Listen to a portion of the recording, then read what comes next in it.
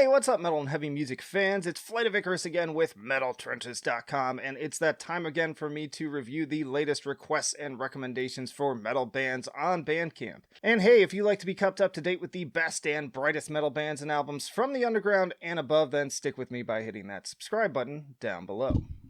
Alright, y'all, this is going to be another packed episode. I've got like 10 releases I want to cover, because again, I am just overwhelmed with requests, and I want to try to keep up in as timely a fashion as possible, so you don't have to hear about them weeks after the fact. So we're going to start with Syracuse, New York project Goren with A Hell for Horses.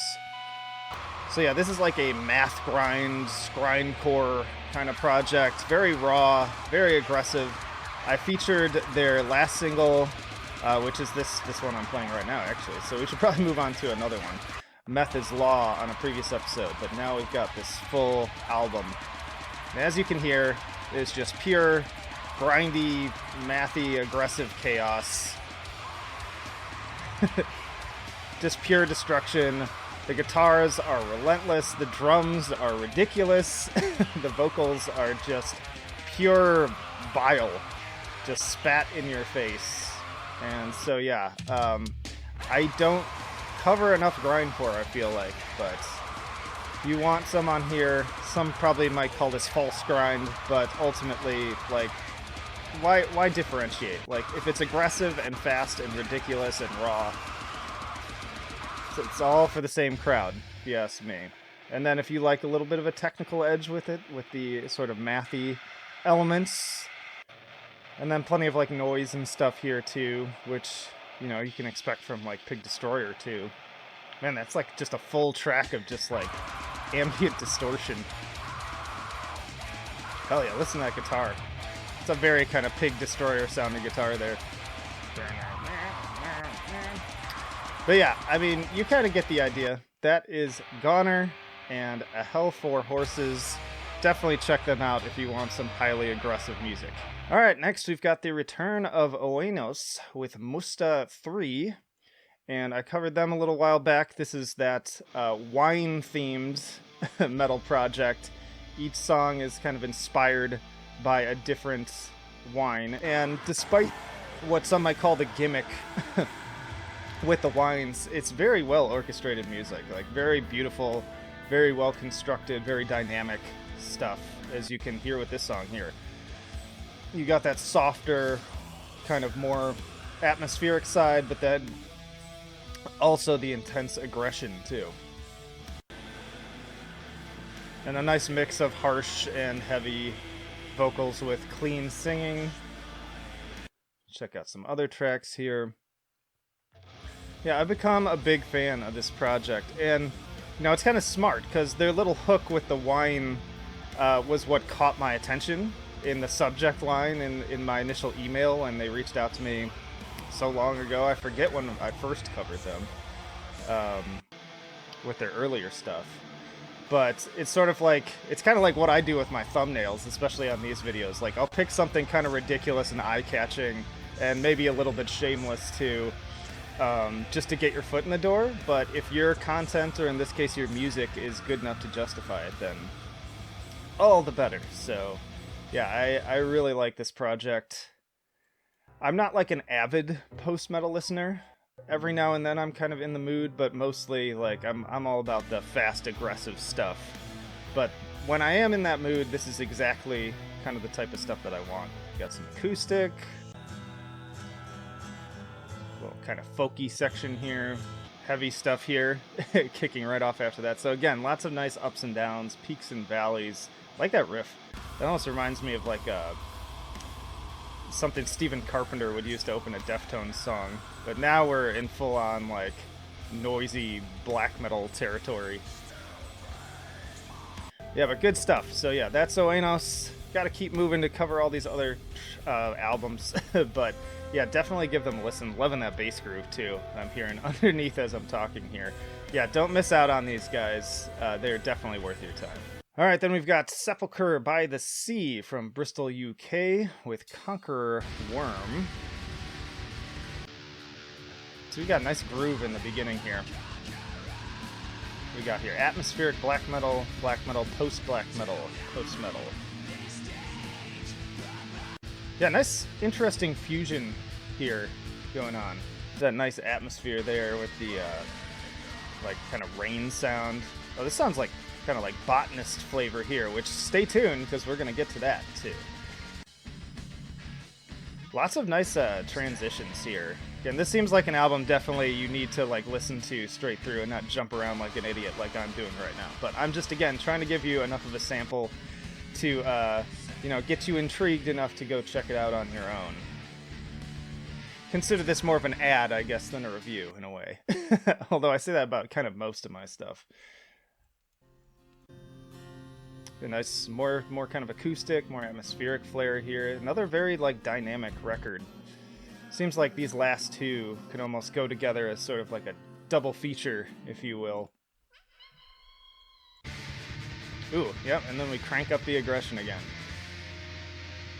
Definitely a raw kind of production on this one. Feeling those like black metal elements a bit stronger. But the song constructions feel a little bit more... I don't know, it's... I don't know how to describe it. Like, there's almost like a little bit of like metalcore kind of in some of these riffs, but with that black metal production, so it's interesting. But in any case, that is Sepulcher by the Sea with Conqueror Worm. Give them a listen. Alright, then we've got a long-awaited listener request out of Finland with Moore's Subida. I was asked to listen to these guys. They have multiple albums, but I'm going to share Extinction Era, which is their latest. And when I finally got around to listening to this, I absolutely loved it. I kind of said it reminds me of sort of like mid-career Soilwork mixed with, what did I say it was mixed with? Maybe it'll come back to me as I'm listening. A little bit more groove in there too. But yeah, kind of like thrashy melodic death metal. A little bit of the Haunted vibes in there too, I suppose. But yeah, they're really good.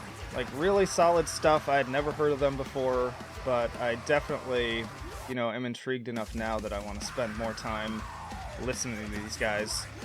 But yeah, these vocals in particular remind me a lot of Bjorn from Soilwork.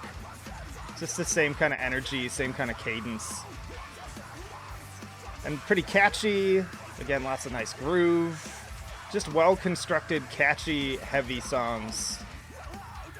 Lots of, like, early to mid-2000s vibes of, like, the heydays of me just, like, consuming Gothenburg in particular like there was no tomorrow.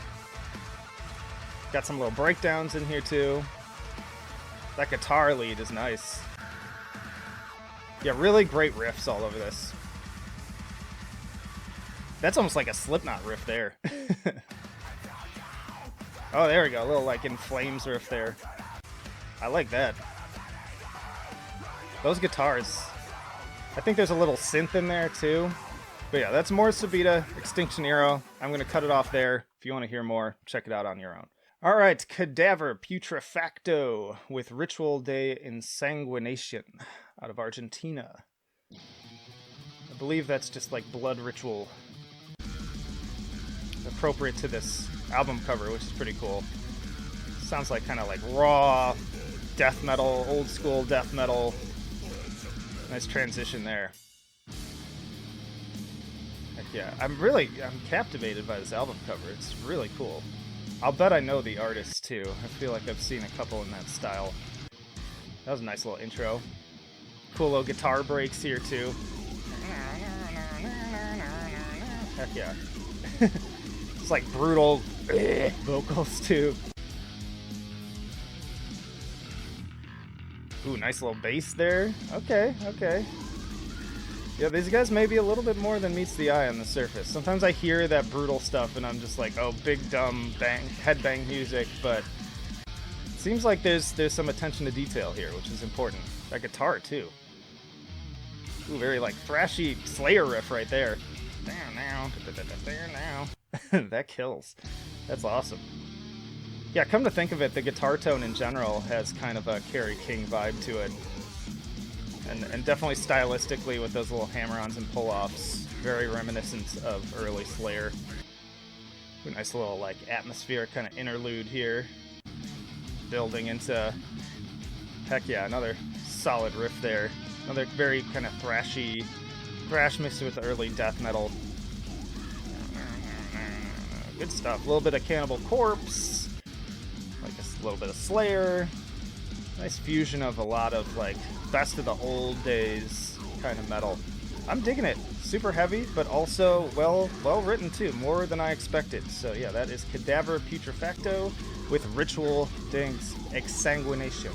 All right, next up we've got Repulsive Vision with Necrovictology. It's fast. What did we tag this with? Okay, death metal, extreme metal, thrash metal. Definitely hearing that thrash metal influence. Crust punk too. Love those guitars.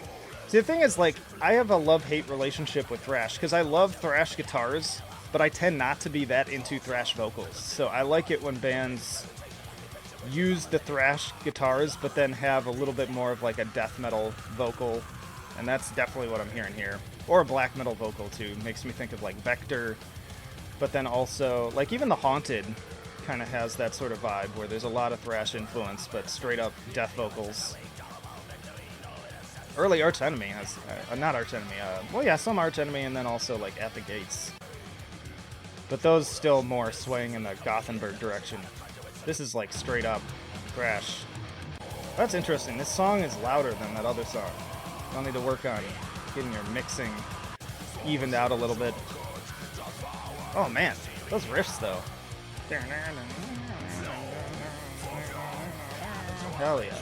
Criticism here, anytime I see that the digital over $10 is way too much for digital, especially for kind of like a smaller band. I always say your digital, especially if you're kind of more underground, shouldn't be more than like $5. If you really want to encourage new listeners, which is what you're trying to do at this point, is probably build up an audience.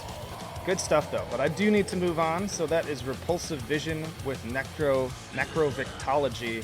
And yeah, all around, great drums. Love the guitars in particular, but the vocals are also quite good. All right, Shindo, Saibo, no Katamari with Saibogu?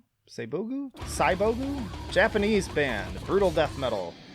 Love this cover. Lots of tentacles. That's what we like. And the unreadable band logo. All the tropes are there. Excellent. Check out the band. Heck yeah. It's like you know what you're gonna get with this. Ooh, those drums. Heck yeah. Those vocals, just pure guttural. Ugh. I can't even do those. Like, those are so low that I'm just like, ugh. Hurts my throat just to think about it.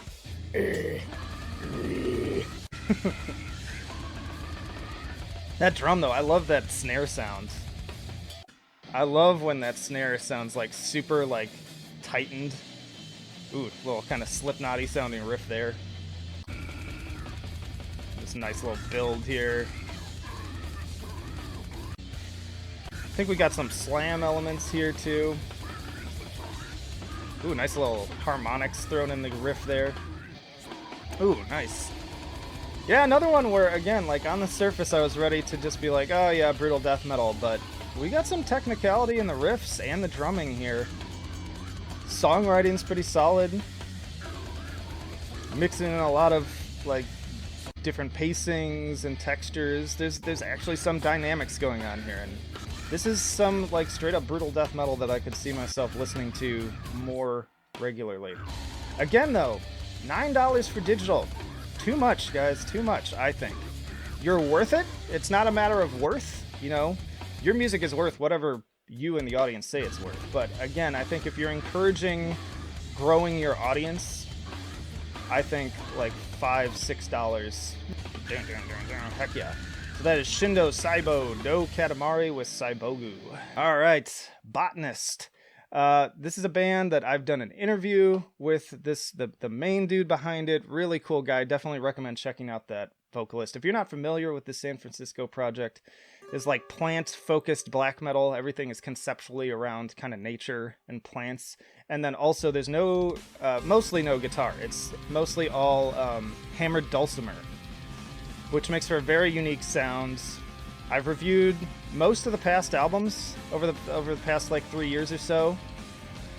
And I don't have time to do a full review on this one, but I, again, wanted to make sure people checked it out if they didn't know it came out. It also kind of just sort of, like, came and went. I didn't see a lot of fanfare around it, which is a shame, because they're really talented, and this is a really unique project. I always love this artwork, too. I think it really captures the sound of the band. Just playing that. That's the hammered dulcimer in the middle there, too, if you're not familiar with what that is. Yeah, just very interesting, like, kind of post-black, post-metal, straight-up black metal vocals, but then everything else is much more, like, ethereal and kind of introspective. And, yeah, you you don't want to miss these guys. Like, they deserve all the attention that they can get, and I'm hoping to catch them live at some point, because I think it would be really interesting to see what goes into, like, the actual performance on the hammered dulcimer while they're doing all this. So one day y'all need to come to Portland and I will check you out. But yeah, that is Botanist with their latest album, Photosynthesis, but they have quite a few albums you can check out, going back several years, so don't miss them. Okay, Shattered Hope. We're in the home stretch here. This is Vespers, and this band is out of Greece. This is atmospheric death doom.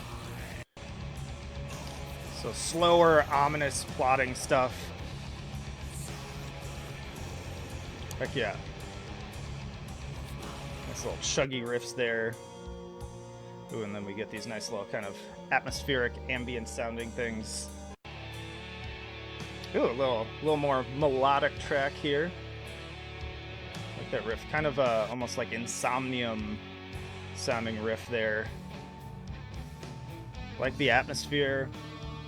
Got those really subtle synths, some sort of background atmosphere there. Well written here. Got my head bobbing, you got me. That's important for this kind of music. You gotta, like, hypnotize your listener, put them in a bit of a trance. Okay, spoken word is always a mixed bag for me. Like, a handful of bands I've heard pull it off, but usually I find it comes off as cheesy. But that sounded okay. It helps for me if it's in another language, honestly. Heck yeah. Just big, powerful chords. Good songwriting here, too, on display. So yeah, I know I don't share, like, enough, probably, doom on this channel, but I do love me some death doom. Ooh. Got some, like, strings on here. That little kind of Eastern vibe. Ooh, I like that a lot. That's excellent. That's quite stunning, really. I mean, it almost reminds me of, like, Tenger Cavalry. R.I.P. Nature. Yeah, you know, for a Doom album, for a genre that I don't always find myself with, y'all are killing it with the requests, I gotta say. Like, I keep saying it almost every episode that I'm not that much of a Doom fan, but the things that have been getting on these episodes, I almost always enjoy and would consider listening to more. But yeah, that is Shattered Hope with Vespers. Alright, and last but not least, we're going to end with some more Doom. This is Froglord with Amphibian Ascending. This has been in my queue for quite some time, but it just came out the day I recorded this. Love that album cover. Worshipping the frogs. These guys and Sludge probably need to get together for some frog and slug worship crossover. Yeah, more of a, like, traditional Doom sound from these guys. That fuzzy guitar tone.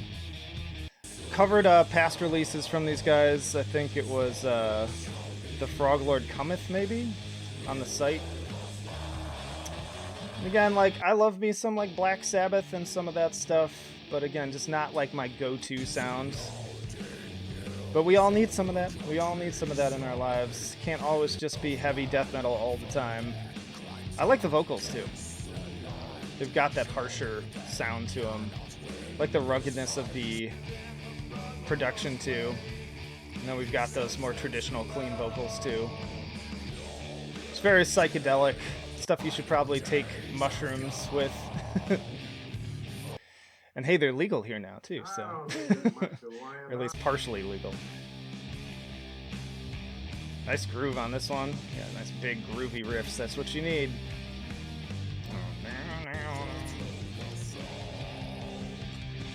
Yeah, good stuff. As far as more traditional sounding doom goes, it's the type of music you want to do something else while you're listening to it, if you catch my drift. So, yeah, that is Froglord with Amphibian Ascending. You're into that Sabbathy doom. Check these guys out. Whew, all right, I think that is more than enough for now. Plenty for you to go into your weekend with lots of different bands from different styles to check out. But let me know, as always, down in the comments, which one was your favorite, and if you bought any of them, I love to hear that. And then also, stick around, because I got plenty more episodes, not only in this series. If you're new here, I also do full album reviews, tier lists, interviews with bands on the podcast. You name it, we got it. So plenty of reasons to subscribe if you've not already. In the description, you can find links to our social media where you can follow us, the email newsletter I send out personally every Friday, metaltrenches.com for even more reviews and content, and our Patreon and Subscribestar if you want to take that extra step to becoming a full-on supporter. Just $1 a month even gets you early access to content and helps me keep this train a-rolling. But that'll do it for now. Flight of Icarus signing off. I will see you in the trenches.